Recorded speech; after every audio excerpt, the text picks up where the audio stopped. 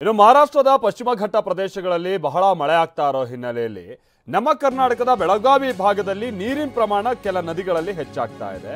ಹಾಗಾಗಿನೇ ವರ್ಷ ನಾವು ಗಮನಿಸುವ ಹಾಗೆ ಈ ಚಿಕ್ಕೋಡಿ ಉಪವಿಭಾಗದಲ್ಲಿ ಸುಮಾರು 6 ಸೇತುವೆಗಳು ಜಲಾವೃತ ಆಗಿದೆ. ಯಾವ ಸೇತುವೆಗಳು ಎಲ್ಲೆಲ್ಲಿಗ ಸಂಪರ್ಕ ಕಡಿತ ಆಗಿದೆ?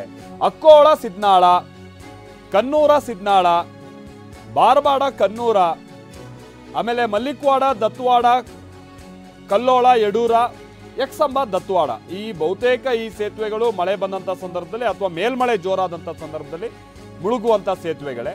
ಈ ಬಾರಿಯೂ ಕೂಡ ಬಹಳ ಬೇಗನೆ ಮುಳುಗಿದೆ.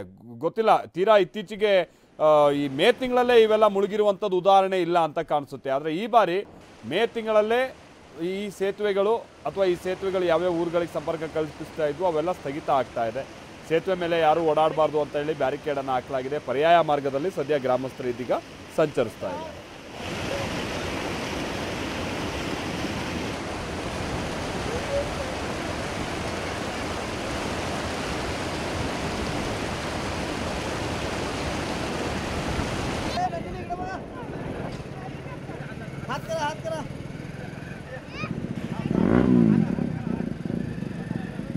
ಈ ಕಡೆ ಬಾತ್ ಅಂತ ಹೇಳ್ರಿ, ಬಾತ್ ಅಂತ ಹೇಳ್ರಿ.